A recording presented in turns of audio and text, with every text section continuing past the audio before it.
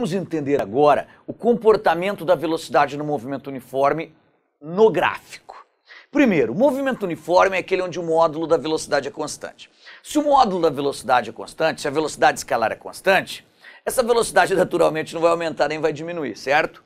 Então como que seria o gráfico da velocidade? Como que seria o gráfico de algo que é constante em função do tempo? Ora, seria uma reta paralela ao eixo do tempo. Esse daqui é um exemplo do comportamento da velocidade com o passar do tempo.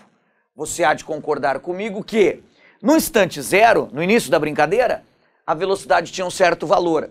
O tempo foi passando, a velocidade continuou com o mesmo valor. O tempo continuou passando, a velocidade continuou com o mesmo valor. O tempo continuou passando e a velocidade continuou com o mesmo valor. Moral da história? O tempo aumentou, esse móvel estava num certo movimento, só que com uma mesma velocidade. E se você observar bem aqui, é uma velocidade positiva. A velocidade positiva nos informa alguma coisa? Ela nos informa que o movimento é progressivo. Se é progressivo, o móvel está indo para frente. Então, eis aqui o nosso gráfico para um movimento progressivo. Franco, e se fosse retrógrado? Se fosse retrógrado, essa reta ela estaria abaixo do eixo do tempo. Aí seria uma velocidade negativa.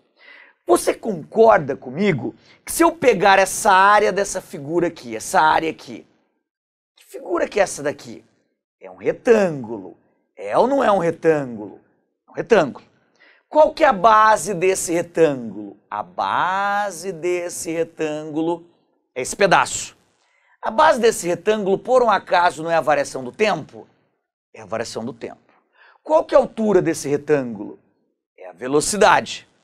É verdade que se eu calcular a área dessa figura aqui, eu terei base vezes altura, ou altura vezes base, tanto faz, ficaria altura vezes base, ou base vezes altura, certo?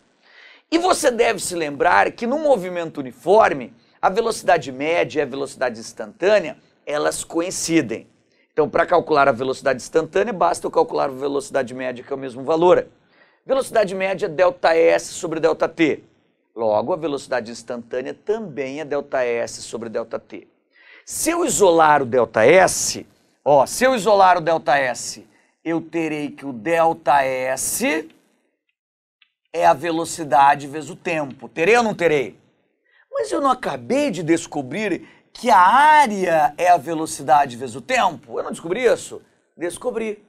E eu já não sabia que o ΔS era a velocidade vezes o tempo? Já não sabia isso? Já sabia também. Então será que eu posso dizer que o gráfico da velocidade em função do tempo no movimento uniforme, a área dele, a área desse gráfico é numericamente igual ao ΔS? Posso escrever isso, Franco? Claro que você pode. Claro que você pode.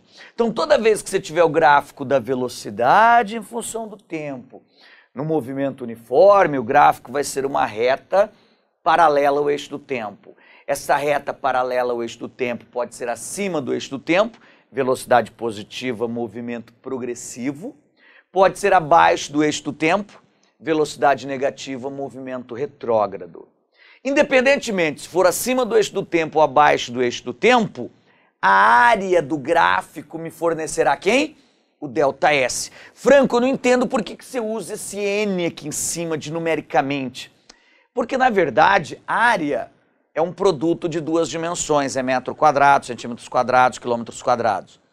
E ΔS é metro, centímetro, então as unidades não são iguais, certo? Então área e ΔS não são sinônimos, mas elas coincidem numericamente falando, elas coincidem. E nós podemos usar esse recurso? Podemos usar o recurso. Então eis aqui o gráfico da velocidade em função do tempo para o movimento uniforme, lembrando que é um movimento progressivo porque a velocidade é positiva.